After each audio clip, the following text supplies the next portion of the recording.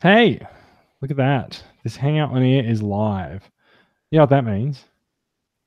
So broadcasting. It means things work.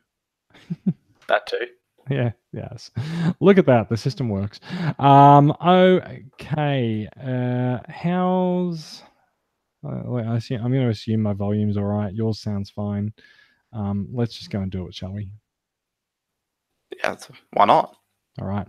Hello, and welcome to Australian Transformers Weekly. We are bringing you Transformers news from around the world into your Australian residents. We probably need to work on that a little bit more. This is episode 174. One would think that we've had lots of opportunity to work on that. We are recording live on November 30th, 2018. This week, we're going to be talking about Masterpiece Prime 3.0 a lot, mainly because it's going to cost you a lot of money.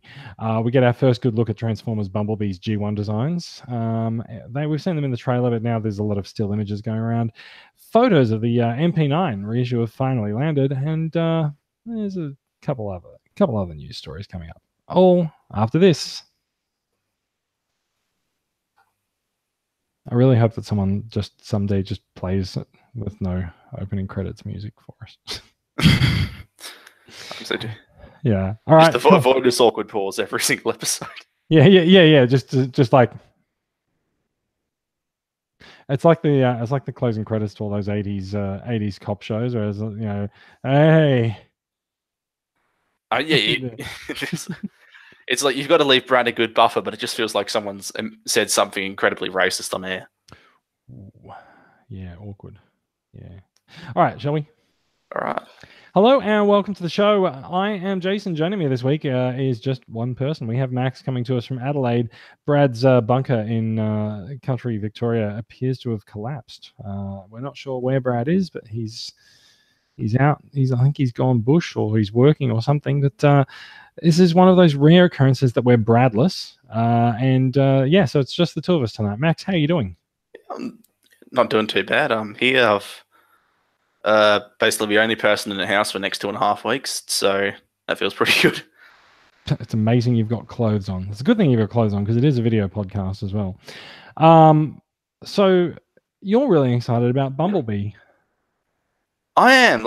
I'm probably the most excited I've been for a movie maybe this year. So also, you know what I've done, right? I've locked the camera on Outback, which is our bot shots winner for the week, while we do the intro to the podcast. But whatever. What have you? Let's just keep going because no one watches the video anyway. Let me turn that off. There we go. Now the camera switches to whoever's talking. This is the thing that we forget to do when Brad is not pushing the buttons for us. Things don't work as well as they should on the podcast. So, sorry, Max, how are you doing? Well, you're very excited for Bumblebee.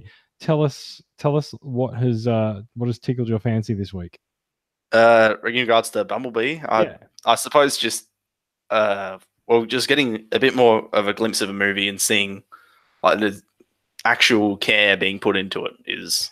They've really worked this late to sort of start bringing out all these features, haven't they?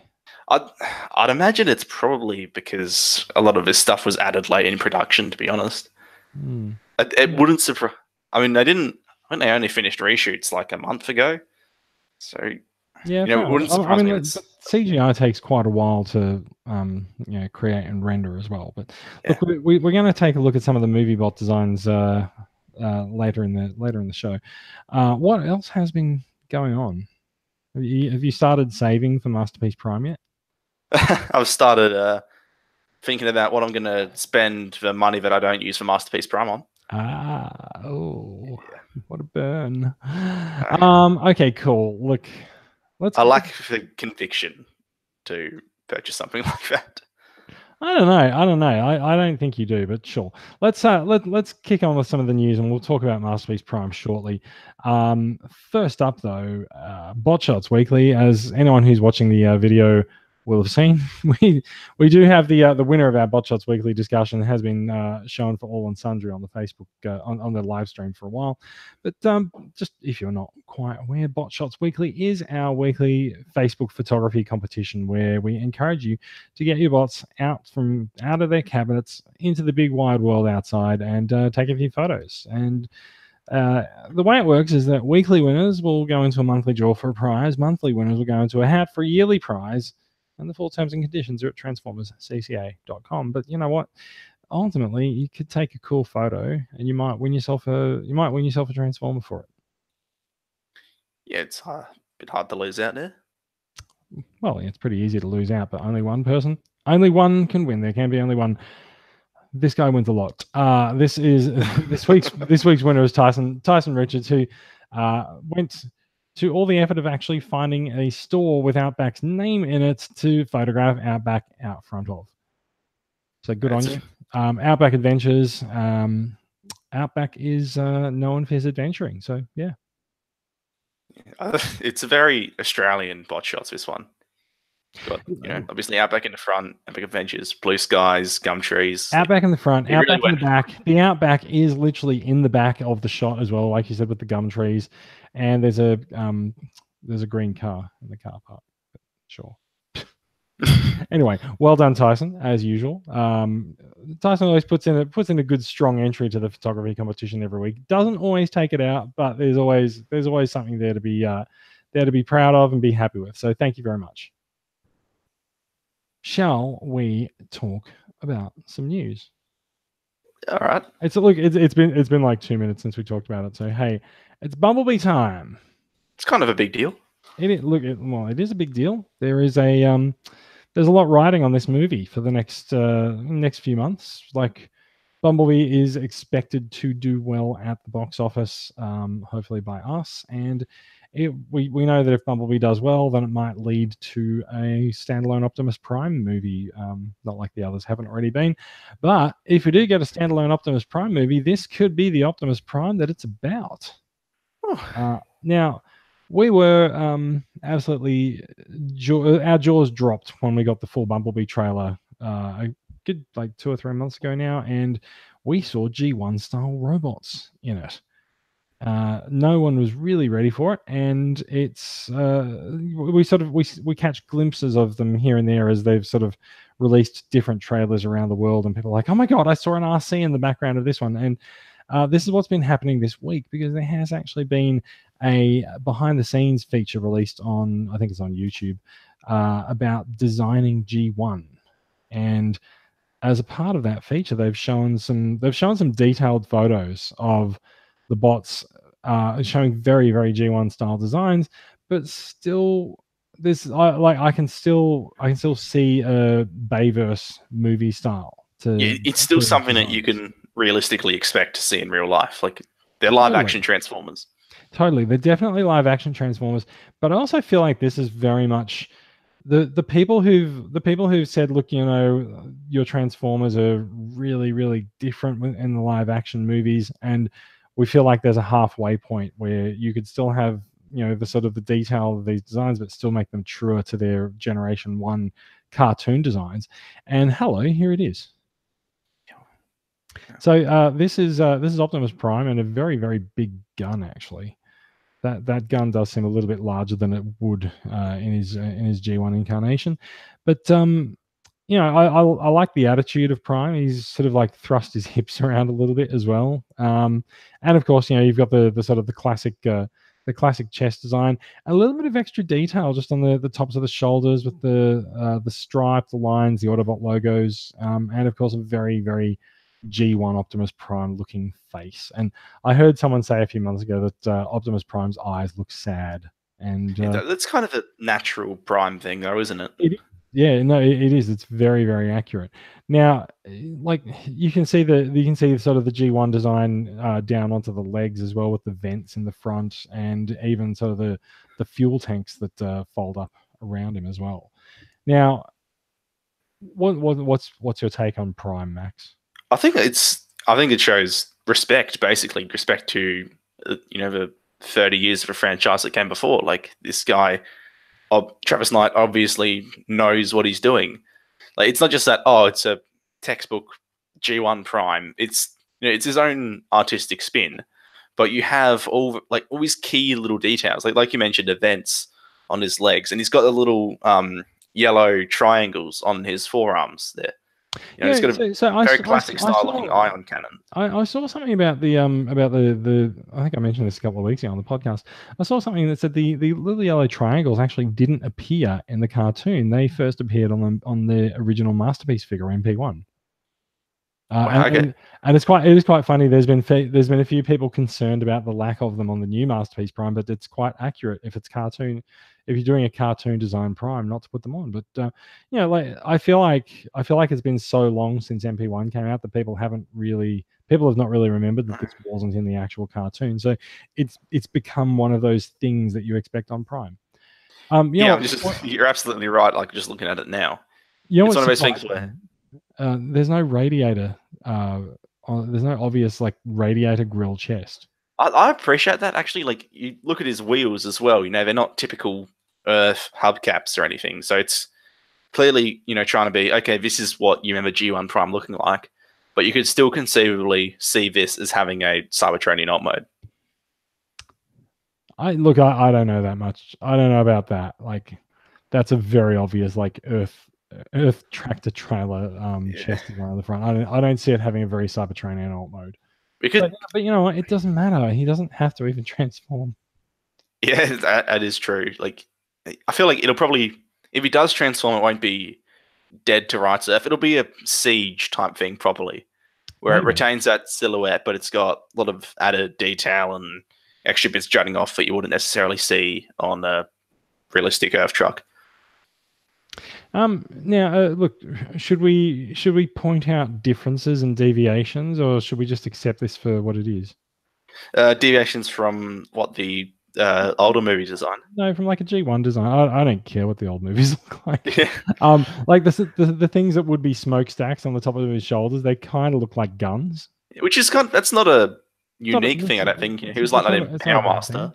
And there's no yellow on his waist as well, but I don't mind either. I do want to point out at this point that there have been a few people that have looked at this over the course of the week and just gone, you know what, those proportions don't quite seem right to me.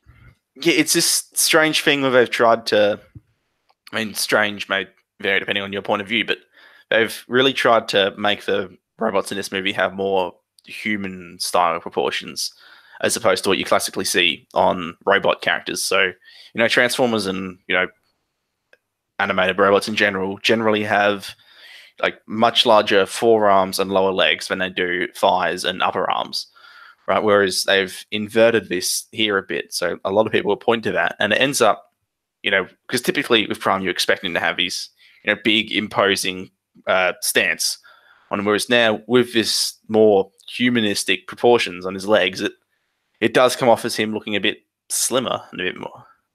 Yeah, I actually wonder if it might be a case of, this Prime is maybe not necessarily the leader of the Autobots as well.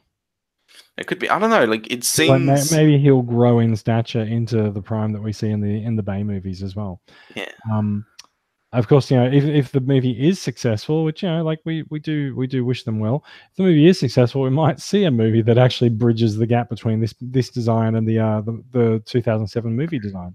That sort of depends on. I suppose it depends on how much of a prequel this is versus how much of a reboot it is. Totally does. I feel like they're obviously making into sort of a bit of a reboot, but I feel like they're going to remain. Look, I feel like this is possibly the most polite movie in the world. I think they're being respectful for G1. And I think they're also being respectful for the Bayverse stuff that's come before as well, because you can still see the influence in the bot designs. But like you said, it's just more respectful of a G1 style design. But they still have these sort of very thick thighs for the bots as well. We saw this on Shockwave. You can sort of see it on Prime as well. And I guess that's, as you were mentioning, like more sort of human style proportions, right? But I just want to, speaking of proportions, I just want to jump over to Twitter. So Josh Burcham, IDW comic book colorist, he did a little bit of a quick Photoshop job, and so you can see there's sort of the original and his sort of updated thing. And I gotta say, I do prefer his updated design, and he's also put some yellow on the waist there as well. But like this, for me, that does look, maybe it's actually that to me, that looks Josh's design looks more like an IDW comic book Prime. It does. It is quite close to IDW Prime, given it has like the gap in the chest and those sort of little details there. I don't see that he's necessarily changed the chest design that much. I think this is actually a different image that he started with than the one that we've got. Yeah, I mean, I don't know. We've got a few different images here, so yeah. See that? Yeah, that is different. Like Prime's still facing the same way, but the head's sort of around the other way. Anyway, like I thought it was interesting. As with so many things, like we're not really going to be able to tell what it's like until we see it moving on screen. Yeah, I mean, from what we've seen of this in action, it does look pretty decent. But yeah, we have no idea of the final product yet. And just looking at Josh's change here, it does sort of make me. It makes me question the reasoning behind the aesthetic change. It's like, yeah, sure, you want to make it into a more humanistic proportions, but there's nothing inherent. I don't think there's anything inherently wrong with that. But I don't think it detracts from anything necessarily, but I don't see what it adds. Yeah. Look, the other thing I wanted to point out, and I made this comment on Twitter earlier. This one says the first picture, 2007 movie Prime and 1980s movie Prime. Sometime between the 80s and 2007, someone's going to kick the shit out of Prime, apparently. Yeah, or he's just going to decide he needs to make his transformation twice as complicated. Yeah, pretty much. Anyway, let's head back over here because this feature on designing the G1 bots, it didn't just give us a good look at Prime. It gave us a look at some scenes from the movie as well. Now, I've seen this shot juxtaposed with the shot of Prime flying through the air from the big battle in the '86 movie, and like I can see why it's getting compared a lot, but I also cannot make out enough from this image to really say whether or not it's actually an homage to it or if it's really just lucky. I feel like it probably is. Like there's a fair few ways you could do him jumping through the air, and you also take into account the fact that I think we've seen from like a Korean TV spot that this is going to be the opening of the movie. So, or at least close to the start of the movie, because you see Prime telling Bumblebee, go to Earth, to all this crap. So if this takes place early in the movie and you have what looks to be just Optimus Prime, sort of running around fighting on Cybertron, it could be quite a clear parallel to that scene from the '86 movie where he arrives in Autobot City. Maybe. So if that is the case, then this would be. But the reason I'm saying like I can't really make it out too much is because I really can't make it out. There's like, I don't know. That looks like they've Michael Bayed it up a bit. I don't know what the hell's going on here. He's sort of like leaping through clouds, so he's kind of obscured. But like people want to believe, so fine. They can have that. We have definitely seen something like this in the trailer. I think this is where we saw the Seekers flying around. So yeah, and there is of course lots and lots of like bits of fire and sparks hanging around too.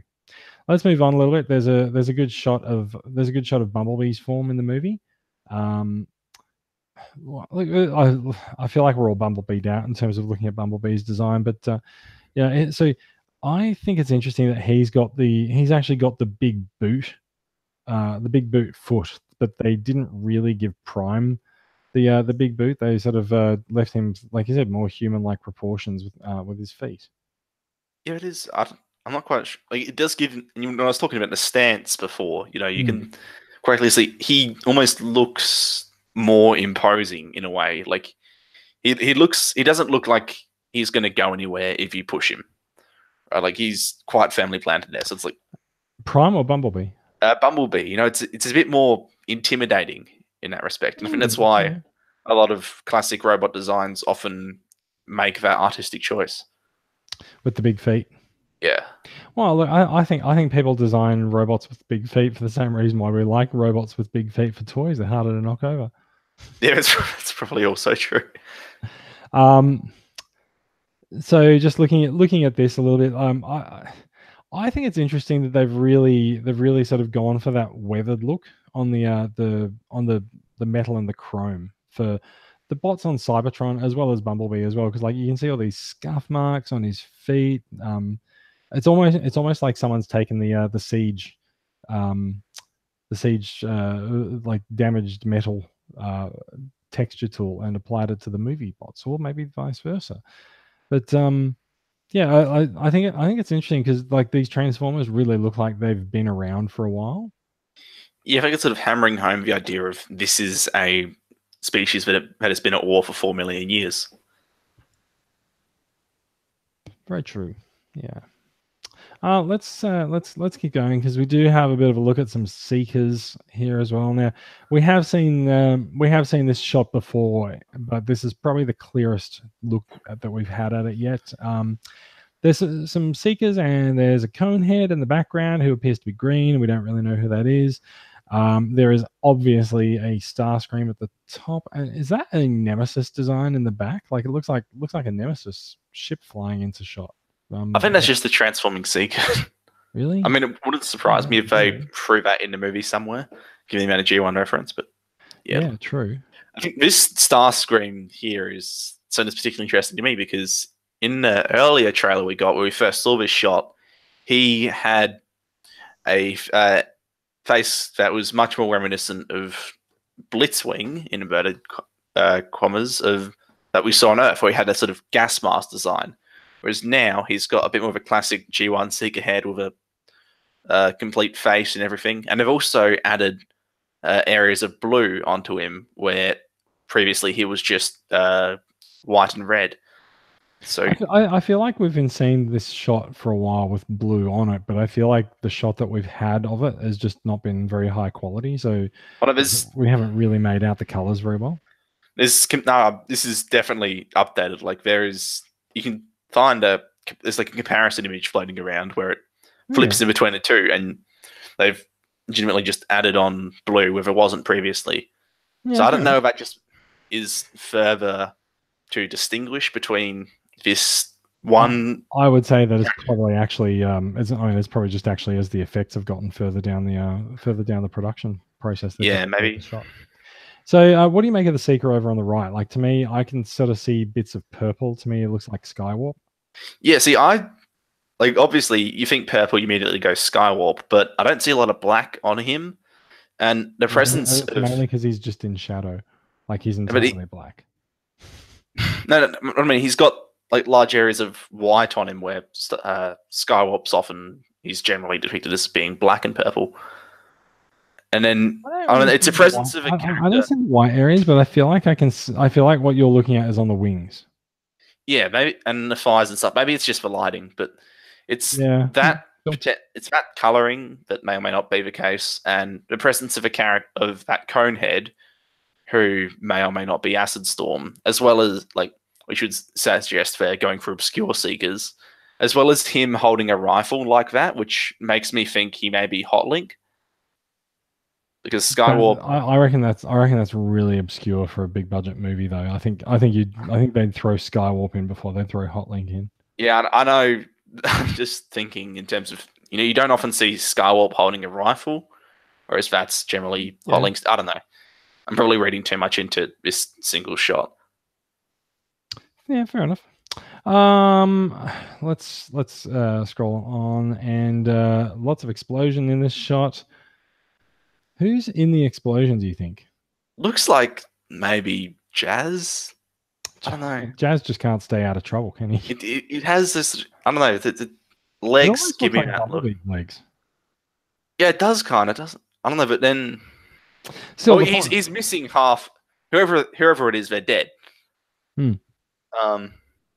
Well, look. The point of this shot is actually the group of figures circled over on the right, which we were looking at this and talking about earlier. We can fairly clearly make out RC here, but that appears to be Cliffjumper, and then we've got a bot looking in the front with sort of lines across his face, and that looks like it's probably likely to be Wheeljack. Yeah, the colouring all matches up and everything. Cliffjumper, I know. You keep going on about the colour, but I cannot make out the colouring on Wheeljack. Like, I see white and red, but I don't see it in any particular order, which makes it look like it's particularly Wheeljack. I just see these sort of fins that are sticking up behind his head. Yeah, I'm just scared. I'm just throwing things out there, but I don't know. There's also like looking at the cliff jumper back there. It's probably hard to tell, but and at least for me, I can see like the chest design with the two giant pecs on him. Makes me think they're going for him having the same body type as Bumblebee. Maybe. It's a bit hard to tell there, but I don't know. I can sort of.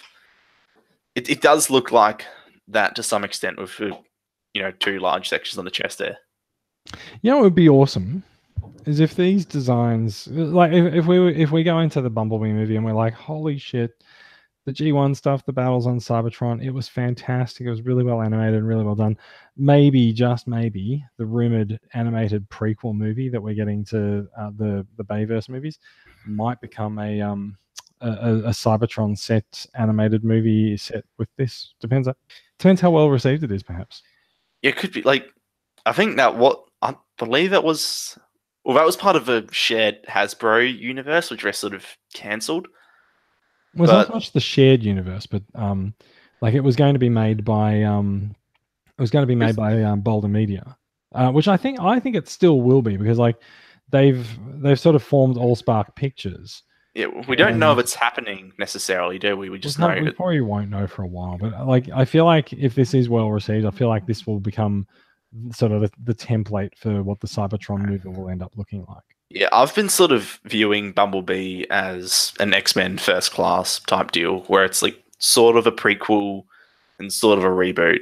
It's just that'd be actually really interesting to see whether or not like they might just continue to set things in the earlier Transformers timeline and ignore the movie timeline. So yeah, like, and it may be that they sort of cross over and bring in certain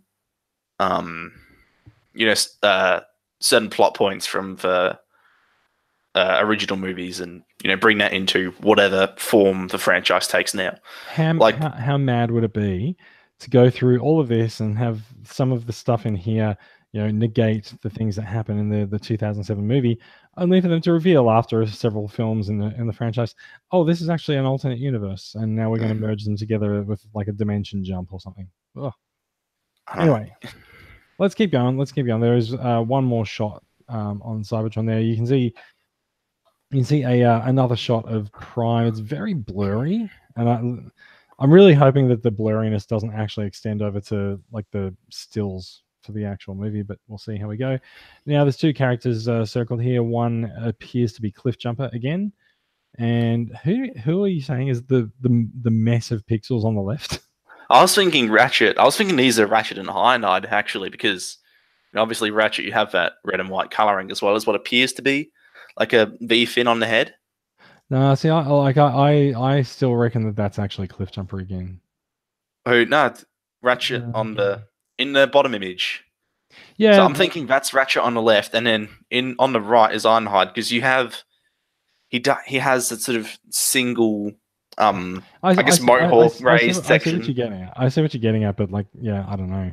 I can sort of see the red fin on the faces. Like, it would be really nice if they'd actually just give us like some nicely rendered stills. Yeah, I think they want to tease us with the G1 stuff as much as possible, but then save some for the movie. Probably because it's only going to be 5 minutes of footage. Yeah. The other thing that I'm thinking makes this Ironhide is the two like raised grey sections on the shoulders there. Like, I was trying to make out whether or not you can see that on this Cliffjumper design, and I feel like you can sort of see some raised stuff on the shoulder. Maybe this is actually Ironhide. Who knows?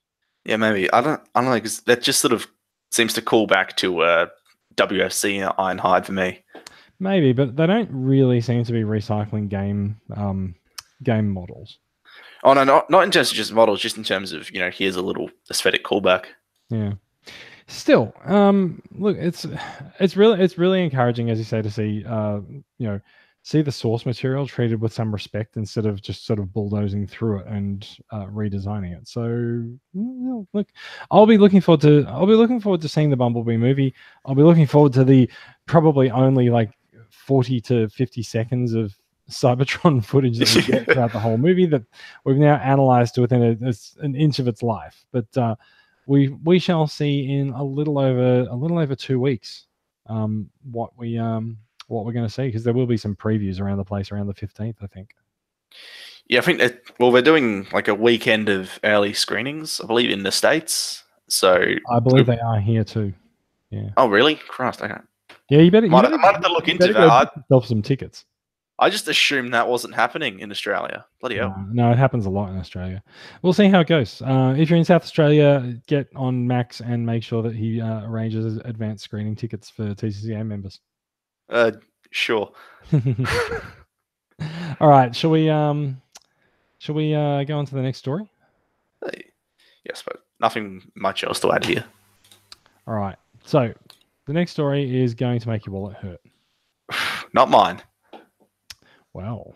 That's an interesting thing. So we have finally seen some photographs of the colored prototype of the new Masterpiece Convoy, which is, as we say, MP Convoy is going to be, what is it going to be? MP44 Optimus Prime version 3.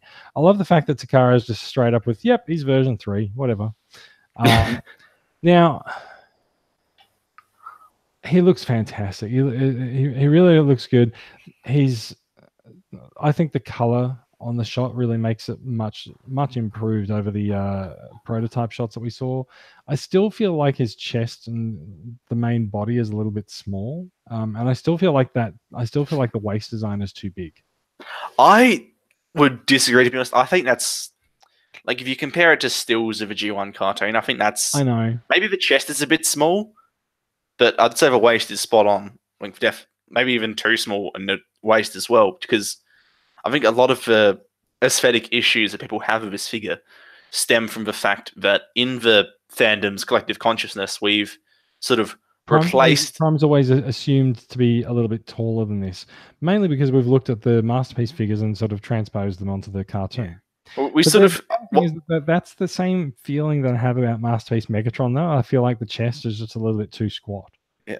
Yeah, I feel like the thing is that in our heads, we've replaced Optimus Prime in the cartoon with Optimus Prime as MP10, right? So if you think of G1 Optimus Prime, you don't think of what he looked like in G1. You think of MP10. Yeah.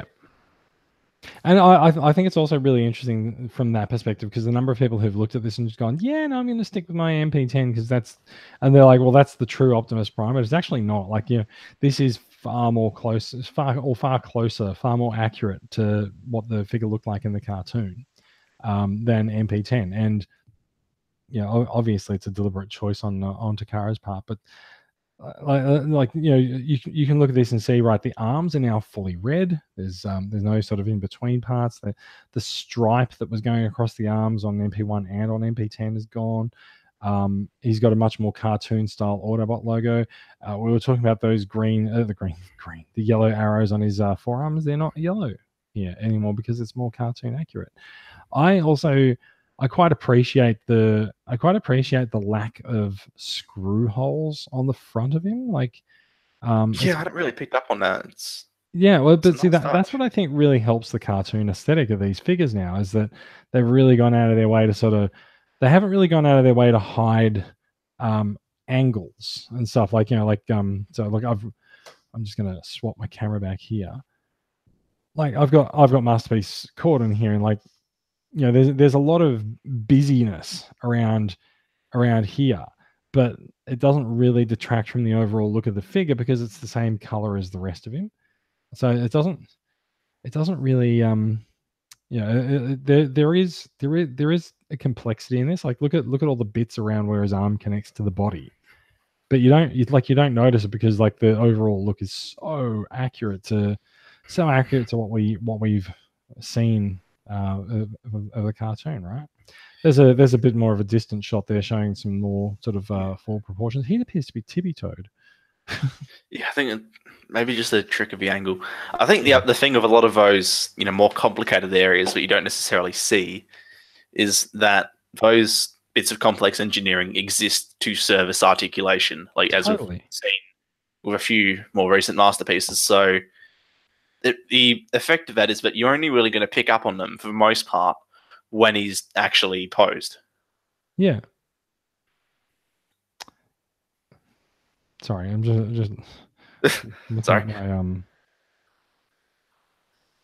And I think I think it's sort of, and it seems to be definitely much more complicated than MP10, but I wouldn't necessarily call that a bad thing, just because in MP10, I think it still holds to be one of the greatest transformations ever made. Like, it is, like, some of the stuff that figure falls off is just pure feat of engineering.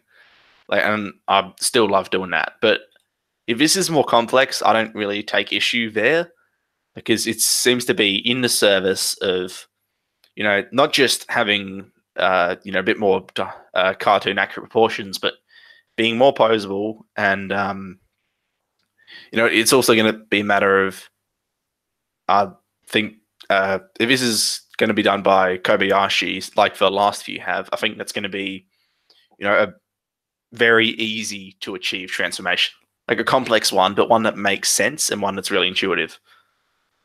Yeah. So if you put MP10 next to this, right? MP10, you can sort of tell what parts are going to go where, and this is far less obvious. And, Absolutely agree. that's part of, I guess that's part of that cartoon accuracy, is like trying to match up people's pen strokes on a page with actually making a physical object in 3D space that can actually transform. And so like you end up with like I said, sort of you end up with a lot of the screw holes sort of in the back, and there's a few really neat tricks that they're probably going to use to hide some parts of the articulation. But like, and there's Andy on the desk joining us as well. Hi, Andy. Yes. Oh, now he's jammed his claw in my shirt. But like, look, I just think it looks fantastic. Like, I really do. There's no question. I think this, like, we'll get to the price in a moment, but I think this is maybe the single greatest figure I've ever seen. Like, it looks perfect. I can't complain about it. Yeah. Look, let's talk about the price. So there was a photograph that made its way around this week showing I've just stopped Andy jumping up by putting my hand in his face. Sorry, man. How he's walking away dejectedly. So there was a photograph put up by Action Robo this week showing MP Convoy 3.0 in Japanese, and what appeared to be a quantity of 2, followed by August 2019, and a 50,000 yen price tag. So the 50,000 yen price tag, we thought might have been for 2 items in a shipping box, but in the last 48 hours, there've been a lot of pre-orders that have gone up for this figure. So 50,000 yens is about $610 Australian. There are a lot of pre-orders going up for 450 plus US dollars, which is about that ballpark, and there's a couple of Australian pre-orders for about 500, 530, which is actually a pretty good deal given the dollar conversion, right? Yeah, I've noticed Australian retailers actually seem to make an effort to get it below the RRP.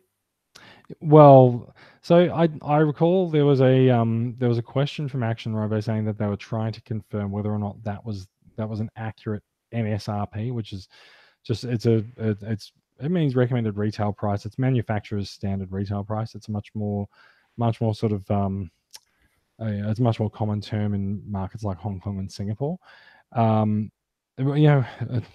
Stupid thing, like Australia is actually you're not allowed to set a recommended retail price for things anymore, so that's why you have like an MSRP here as well.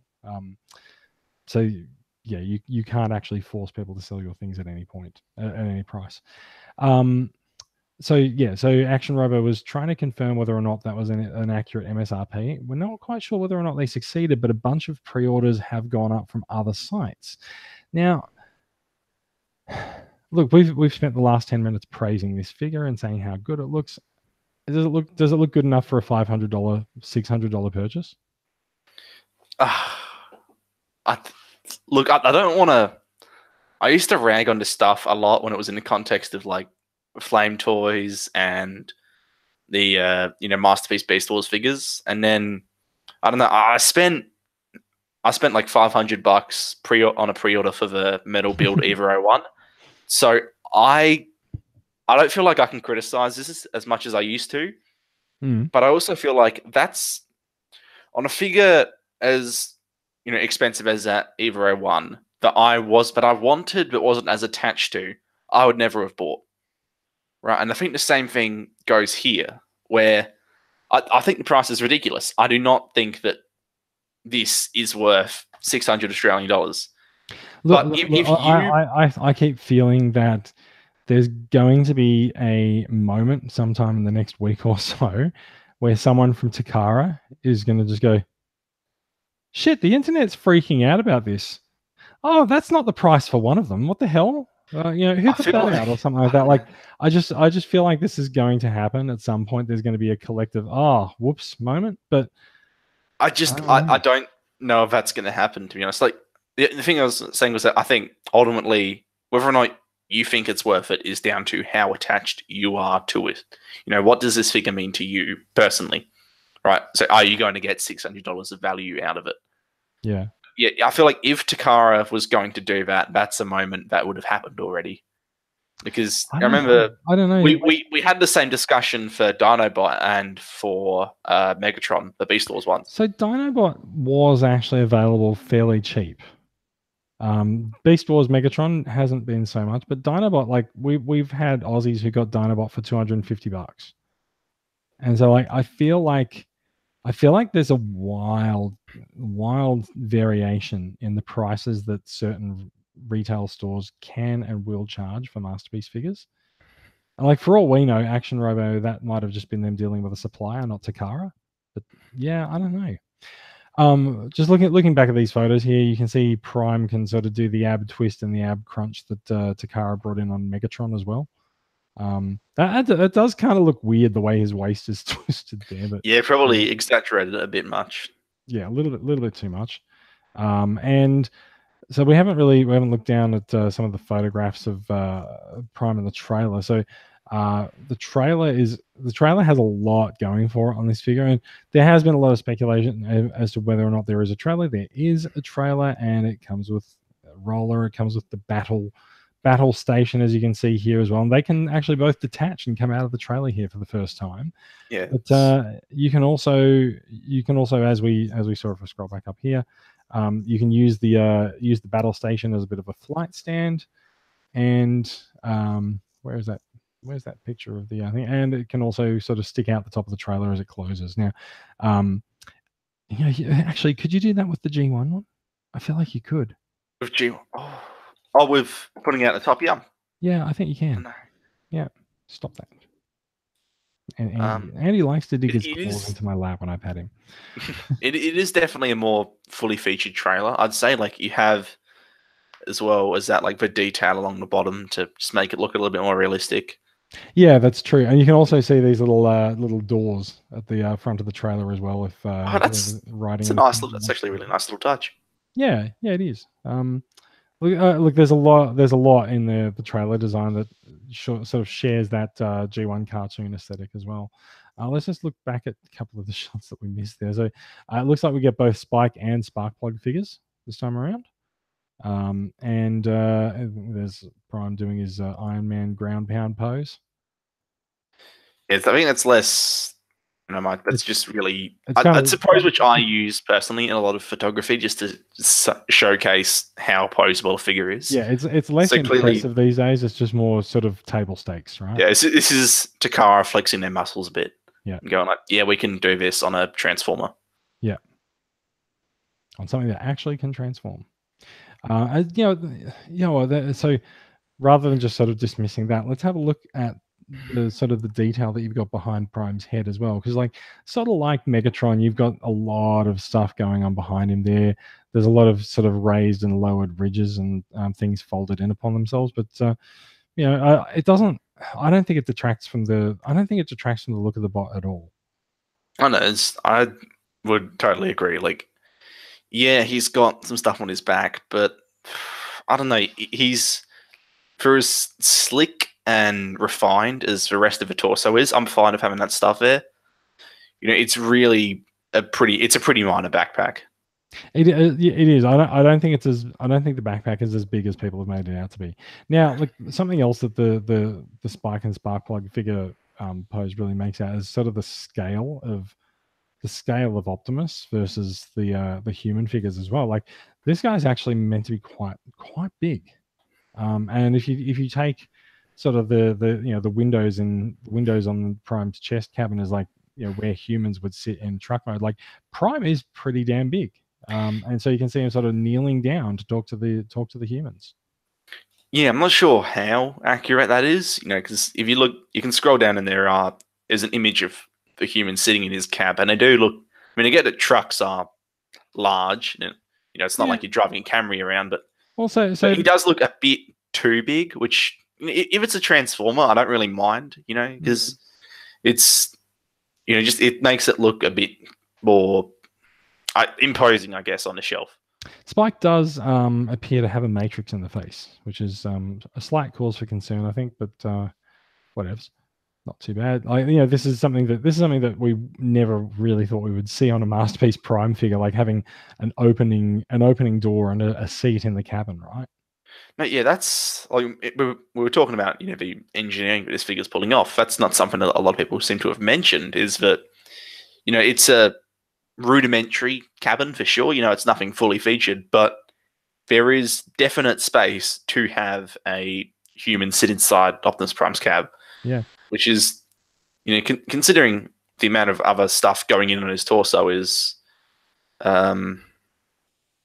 it's pretty impressive.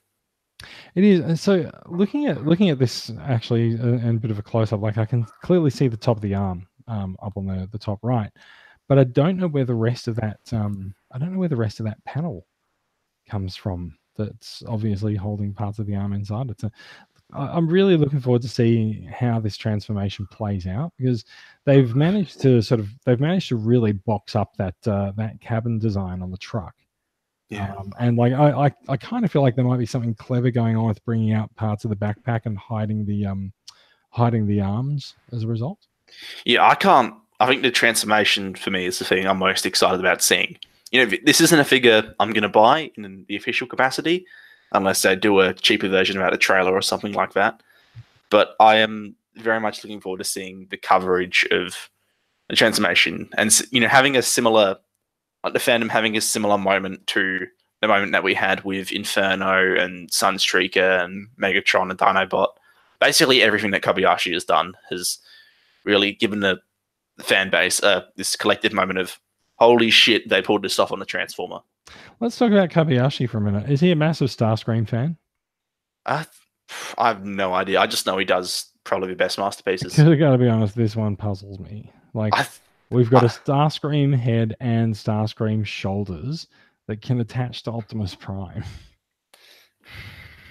I don't get it. I think I don't get it. I don't see why. It's not a cartoon thing, though. It was in an episode, but what's the point? Who cares? Yeah. Is the issue? I guess I get they want to fill out that price point a bit, but so this does nothing for me. Yeah, this is the thing that, like, if it's a case of like throwing in things to sort of try to justify the price point, then I find that a little bit insulting.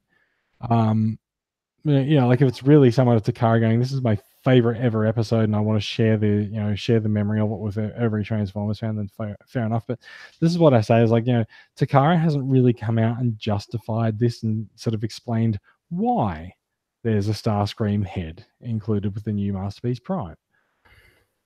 Yeah, I'm a bit confused here, to be honest. Like, I feel like you can, instead of doing that, maybe you have damaged chest windows or something, another gun. I don't. Well, so that's another disappointment from this. Just before we get down to that photo there, we can see the trailer for the Lamborghinis there. It's pretty neat. And we looked at this shop before. So this is this is sort of the accessory page, right? And so you got that Starscream head. You do have a battle damaged face, but I don't like. I feel like it's really disappointing that Megatron gets a battle damaged chest, but Prime doesn't. No, it looks like he's got a battle damaged forearm panel. I think that is just below the matrix there. No, you know what I reckon that is. What is that? I reckon that's going to be his like just above his waist. Right. I reckon that's going to go there because that's where Megatron stabs him. Oh yeah, I just couldn't. The piece looks slightly different to me, but yeah, that makes total sense.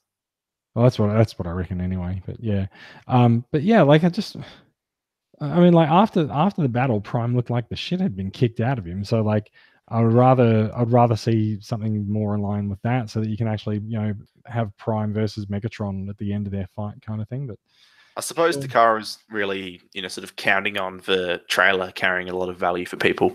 Yeah, I guess so. So notably, like the stuff in the trailer is not really represented here. Like the battle station is not there, but there is the masterpiece scale version of the fuel hose. So yay! And also, what is this thing on the left? Is that like a Ghost Prime head or something? I'm thinking maybe that's an adapter for the stand. Maybe. When I go back up to the stand, I don't think you can see with it. You can't see where the stand plugs in on the image of him flying. But I feel like I actually wonder if it plugs into the backpack. Yeah, I'm not sure.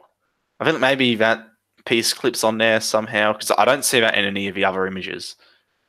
Yeah, on roller or anything. No, fair enough. Yeah. So yeah. Look, look. We've spent a long time talking about this. Its price is high. I haven't actually pre-ordered Beast Wars Megatron, so I need to get on that, and then I might look at doing a pre-order for Prime next year, maybe. Like I said, I'm kind of holding out hope that someone's just going to go, oh shit, that's not the right price, and yeah, see how we go. I'm going to buy it. I don't not want it. Yeah, I absolutely want this thing, and I don't want to have like a default position of I'll just wait for knockoff. I don't want to do that. I dislike that position with a fiery passion. Like, I think it's really insulting to the people who actually work at Takara to just go, yeah, that looks really cool. I'm going to wait for someone to make a cheaper version of it. Because like without the people at Takara holding their jobs and actually doing their jobs, no one's going to make a cheaper version of anything. And also, I think it's kind of a little bit funny that everyone's really pinned their hopes on Wei Jiang's version of the Studio Series Blackout, and it's coming out now, and people are just like, yeah, it's not actually that good. So I don't know. I feel like we're discovering that Wei Jiang might not be a guaranteed thing. No, yeah, I don't think that knockoffs are by any means like guaranteed this is going to be fantastic. Like, for instance, like I bought a knockoff MP36 because my official version had terrible QC. Like, it was a really badly put together figure, and there was no way around that. So I bought a knockoff, and even then, that wasn't perfect. Like, a lot of the joints were still flimsy and stuff. But I felt like I got more out of that than I had for the official product. But I don't want to have the same moment of just going, right, I'm going to buy the knockoff instead. Because ultimately, it's not the official product, right? It is a knockoff. It's not the official product, and I don't know if this has actually been happening in other communities, in other Transformers communities around the world, but like, I really feel like this attitude of like, oh, it's too expensive, I'm just going to buy the knockoff. I feel like this is something that's come out of the Australian Transformers community. Maybe it's actually because of our proximity to Asia, and like we are actually able to get access to these knockoffs.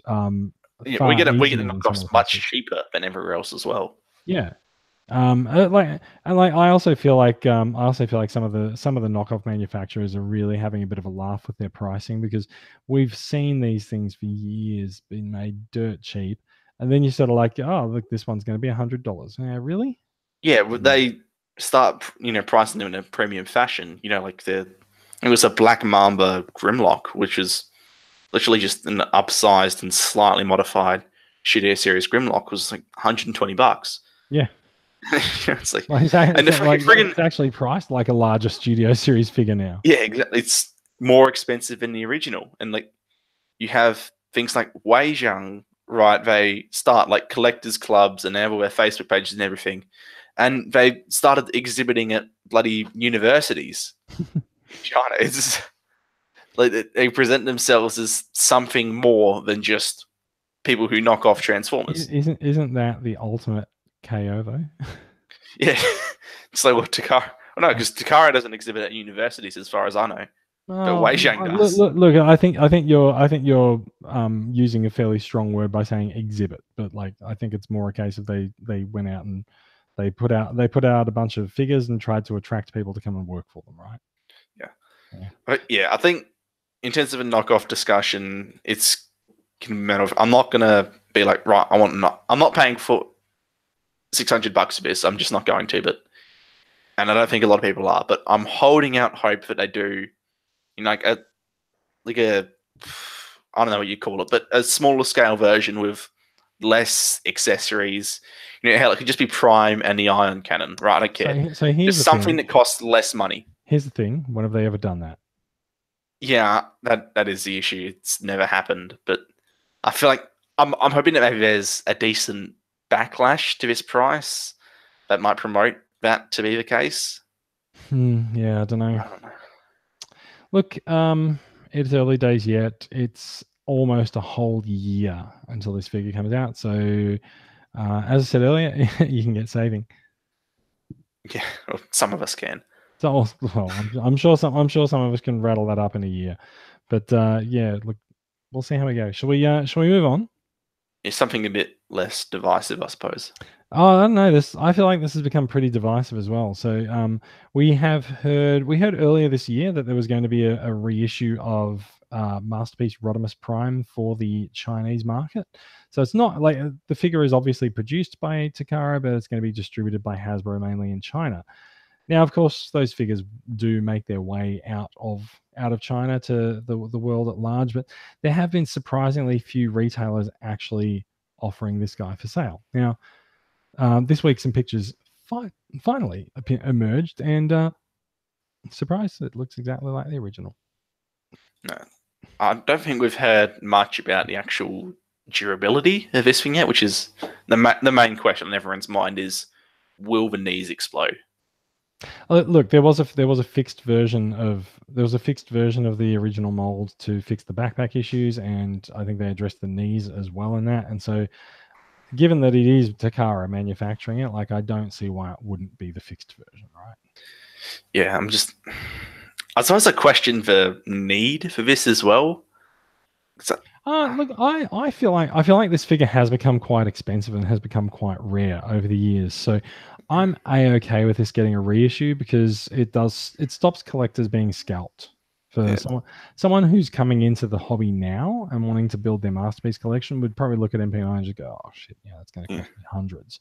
Oh wait, it's going to cost me, as it turns out, about $230, I think it is, but that's the US dollar price. So like this guy still ended out quite expensive, but also I feel like that's actually kind of comparable to the original price.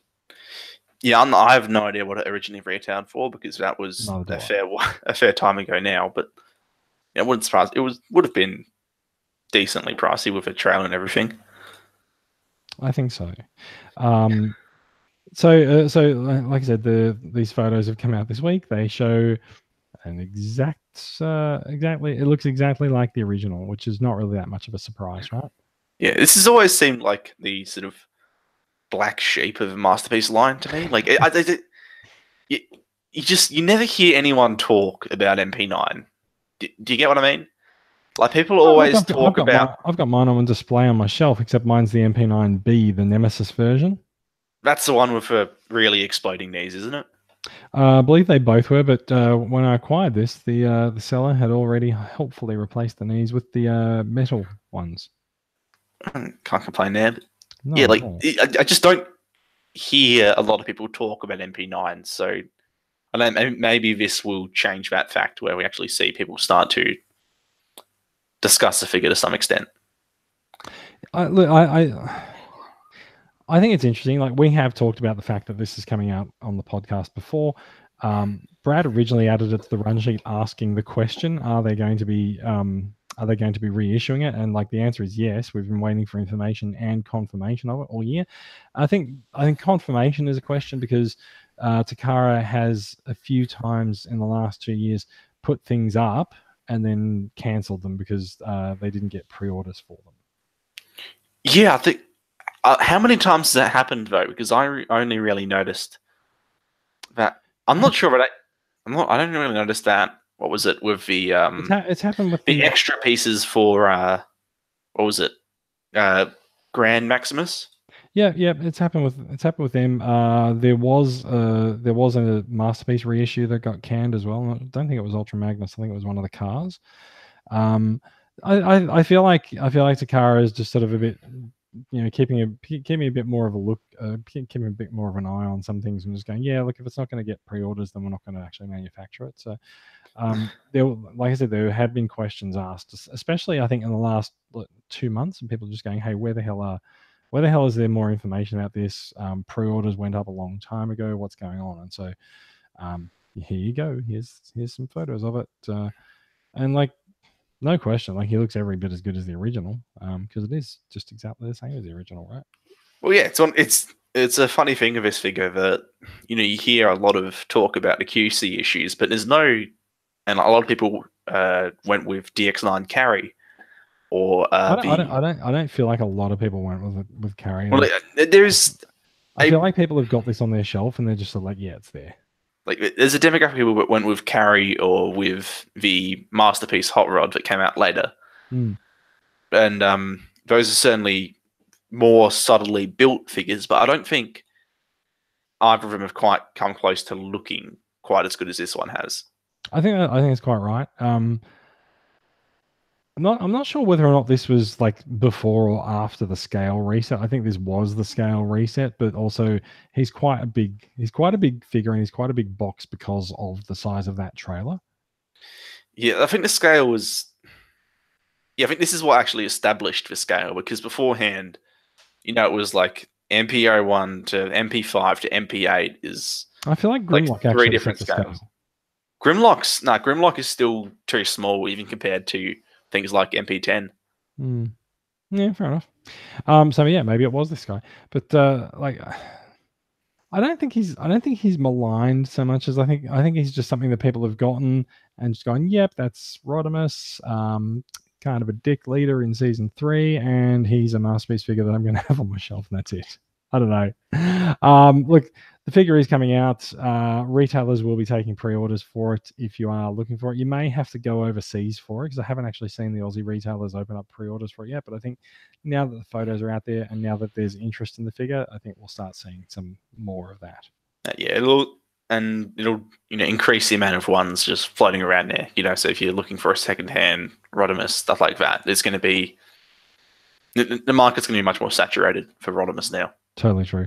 Look, last story for the night, we're going to go through very quickly. Planet X has their own version of Deathsaurus. Now, this character has sort of risen to prominence again in the last couple of years as he was a foil, but not a major one, I think it turned out, for the Lost Light crew in IDW's comic book series. And so I feel like there's been a lot of interest in the Deathsaurus figure for that reason. But I kind of feel like we've seen MMC offer it as DZEF, and he's coming out soon. And I think there's 2 versions of him coming out. And I feel like this kind of Planet X just going, shit, we better get this done before MMC does, because otherwise, like, I feel like if MMC gets a figure out into the market that's vaguely comic inspired, like, you've lost your chance. MMC is going to sell like hotcakes. Yeah, even like actual quality of a figure, besides like Essex, like that SSS Hot Flame has a really good reputation for this stuff. Yeah, I suppose it looks like technically a good figure, but I just look at it and it feels generic to me. Do you understand what I mean? A little bit, yeah. It's a bit unremarkable. So I'm not especially familiar with the character from his G1 incarnation, and so like, it doesn't really strike any particular notes of familiarity with me, and I'm wondering if that might be why you're considering it a little bit unremarkable, because it doesn't really echo anything for you either. I don't think it's the design so much. You can, because there are plenty of generic looking characters, but if you make a good looking figure of them, I'll get drawn to. I don't think this is so much a figure design, because I think the character itself is quite distinct. He's got this massive great wingspan and the sort of breast mask on his chest. It's all, it's a very, like, I wouldn't say unique, but it's a distinctive character design. But just in terms of figure engineering, it looks like, you look at the alt mode and it's sort of a standard brick with wings and limbs. Like, obviously a bit more articulation. Very G1 inspired, right? Yeah, like, obviously there's a bit more articulation, but it doesn't. Proportionally, it's still very much just G1 Deathsaurus. And then I look at the articulation in robot mode, and it looks very blocky. He's got. I see what you mean. Like you can see, there's definitely ankle tilts there. I assume it's got all the motion we expect on the hips and the arms as well. But yeah, I don't know. Like, they are very in love with that wingspan. Yeah, it just. I don't know. It looks unremarkable. It doesn't look bad. Like, by no means, but I would say it looks like a very good figure. Just not. Yeah, it just is unremarkable. I have no better word for it. So you're definitely up for an MMC DZF when it comes out? To be honest, I just don't care enough about Deathsaurus. I mean, it's a good-looking figure, and I love the name, but yeah, it's just Deathsaurus. Yeah, Deathsaurus seemed like one of those parts in IDW, quite specifically in More Meets the Eye and Lost Light, that seemed like it was intended for greater things, but never really panned out. I think that I think there's some stuff that was left hanging out of Lost Light, like Scorponok's army of like proto-human Cybertronians. I don't know that was necessarily ever actually resolved. So yeah, and that was sort of hooked into Deathsaurus's plot as well. So like, yeah. Yeah, it felt like a lot of characters like Deathsaurus and Scorponok and Diatlas that are all sort of played out to be quite big deals, just sort of died unceremoniously. Yeah. Yeah, that seems accurate. Look, that is it for the news for this episode. We've had a good chat about the amount of money that we're going to outlay or not outlay on Optimus Prime, and so I think let's talk about some new acquisitions. I say new acquisitions, but I know full well that you don't have any, right?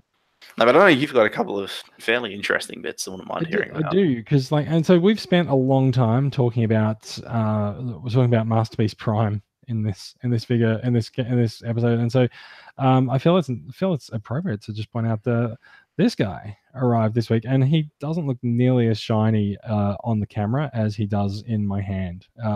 So I am talking about the Golden Lagoon Masterpiece Convoy. It's a gold repaint of MP10. To, of course, look, it's not really commemorating or anything, but it calls to mind that episode of the show. There are other figures coming out. There's Starscream, Beachcomber, and a few others sort of coming out in their Combiner Wars / Titans Return form, repainted with the same sort of gold plastic. Now, it's worth pointing out that he's not completely gold. He does almost look like he's actually a Year of the Goat Prime, because the chest piece and everything is shiny here, but things like the plastic in the arms and around the waist and the top of the legs, they are sort of brown plastic or slightly goldy brown plastic. And look, that's purely been done mainly because for articulation purposes, like as you transform this figure, these parts are going to rub on each other, and were they to be done in completely gold paint, they'd just rub off. So like, I really like him. There is no trailer for him, but there doesn't really need to be. He's a neat variant of MP10, and he wasn't really that much compared to the price of an MP10 as well. Yes. How stark is the contrast between the chromed and non-chrome pieces in person is the main thing I'd be interested in knowing. You don't actually notice it because your eyes so drawn to the stuff that is chromed that you don't really notice the fact that it's not all chrome. Okay, yeah, and I also like, just from seeing a lot of like visual images and what you've shown of it, is, but a lot of the non-chrome sections appear to be in very much more structural areas. So, yeah, the parts where you need a bit of support, right? yeah, it just did throw me off a bit when I first showed it, but just seems like most people like you are fairly happy with it. Yeah, yeah. Look, I quite like it. When I put up some photos of it in the group, someone of course pointed out, I don't think it looks as good as the KO, the KO of MP10 that was done completely in gold paint. And I was like, well, That's sure, but you can't transform that one because everything scrapes off on it if you do. And so, like this one, you can actually transform, and yeah, and you can also like pose it. The joints are really good. They're really everything has the right tolerance on it, and yeah, I'm pretty happy with it. Oh, brilliant. There's something else that arrived this week that I've been waiting. I've been talking about on the podcast a lot that I need to point out, and it is these guys. Like some bots have finally landed in my lap. This guy's one of the fast food ones. He looks like a packet of fries. Now, there's a lot of these little small guys on the desk in front of me. So rather than sort of pick the camera up and show you my desk, I'm just going to show you the photo that I put up on Facebook for it. And so just there's the keyboard for scaling. You can see Master Beast Cauldron's legs in the background as well. These guys are tiny. They are. I'm trying to figure out what distinguishes their construction, right? Like they're a softer plastic. They're a soft plastic. They're very dense.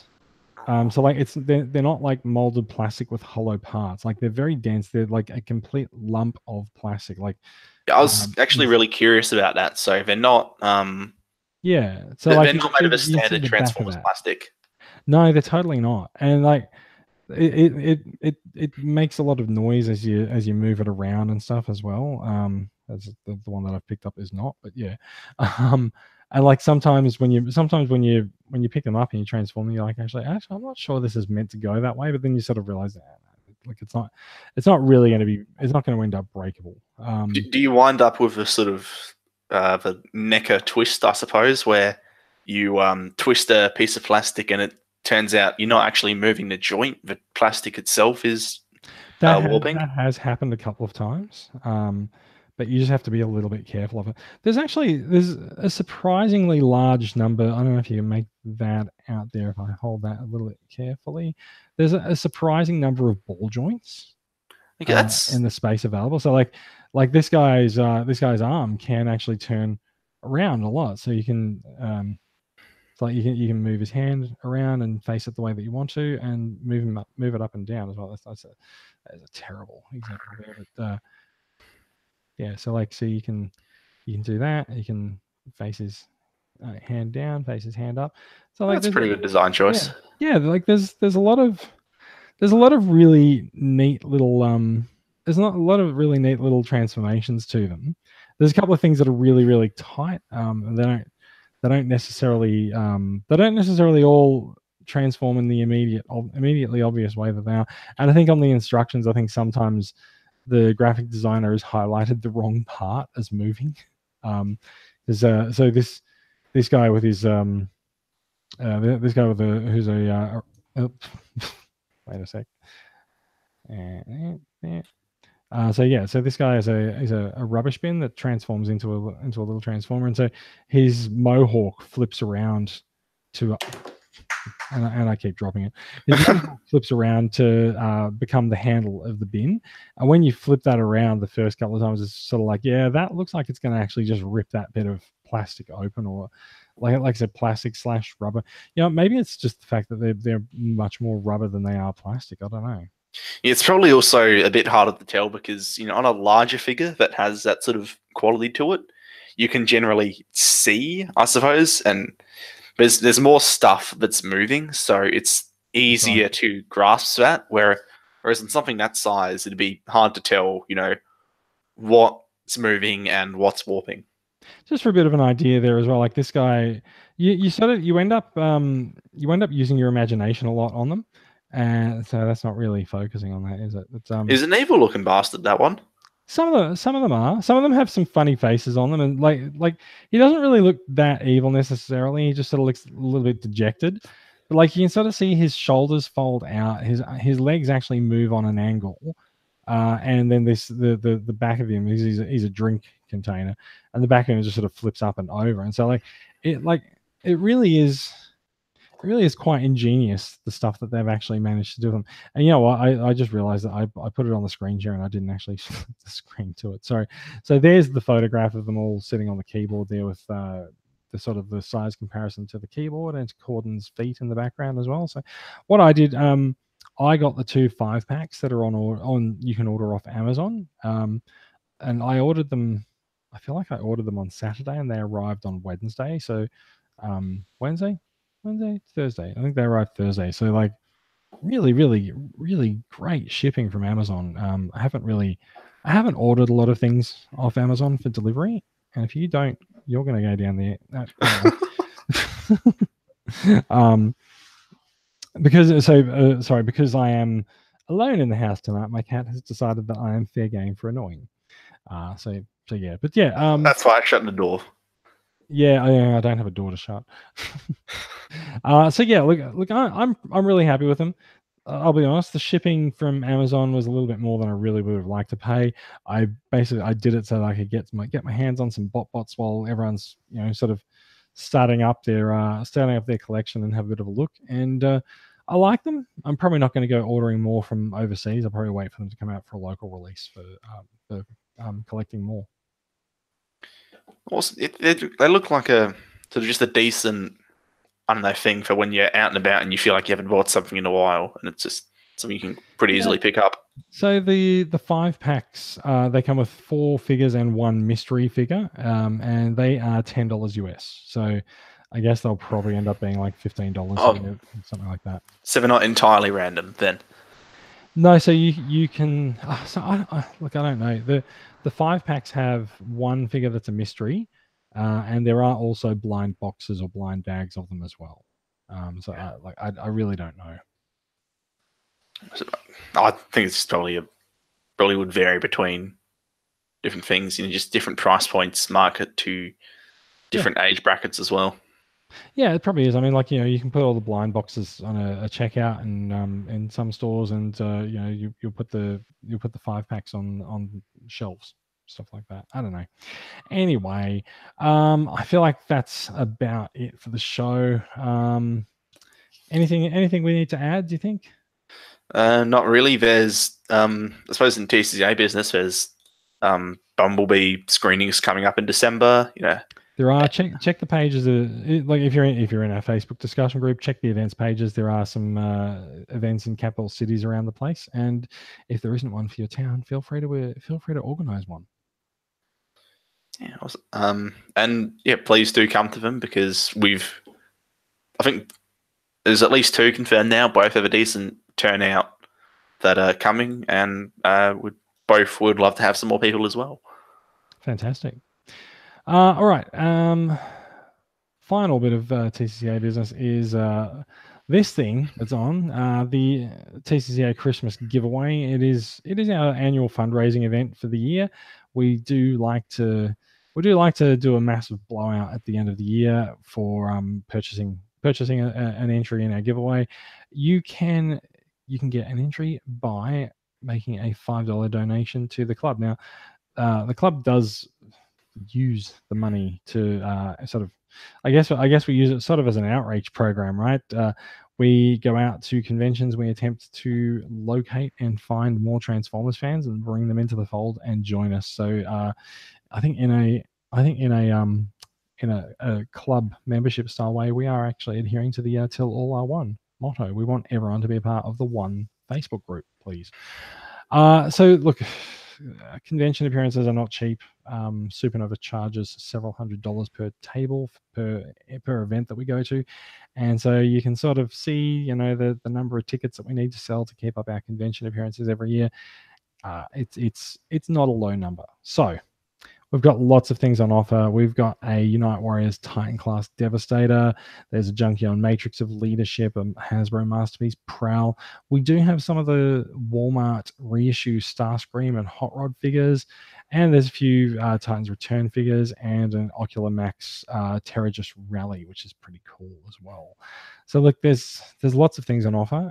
If you find value in what we do, please do consider making a donation or making several donations in order to get yourself more entries into the prize draw. Yeah, good luck. And also, if you do find value in what we do, please do consider signing up to the club membership as well. So club membership starts at just $5 a year. And like I said, those funds all go to making sure that we can continue to operate the club's presence at conventions around the country. Yeah, and it funds little group meetups and the monthly giveaways and all of that stuff. Absolutely. So we have prizes for the bot shots competition, mainly because of people's generosity at one of our donation drives. So yeah. Right, that is it. Besides the spiel about TCCA, thank you for listening. And if you are watching along with the live record, thanks for checking us out. It is a Friday night. We record fairly late into the night, so we do appreciate your time. To find out more about these stories, you'll find links to them and more in the show notes posted to the Transformers Weekly Facebook page and the Podbean site. The Podbean site is transformersweekly.podbean.com. The Facebook page is Australian Transformers Weekly. And of course, we are both, and some of the other participants in the podcast, all of us are in the Transformers Collectors Club Australia discussion group on Facebook. That is all for us. And yeah, thanks for listening. And we'll be back with more Transformers news next week. We are heading into the tail end of the year, so I'm not sure how many more episodes we'll do for the year, but we'll see how we go. Yeah, I think it just depends on how free we are, because already this week we started off with people who have to be out and about places. So it's going to podcast are going to rapidly degenerate. We'll see how things go on the lead up to Christmas. All right. Thanks for listening, everyone, and bye-bye, and talk to you next week. Catch you later. Now I need to press the stop broadcast button this week. It doesn't happen automatically anymore. Bam. There we go.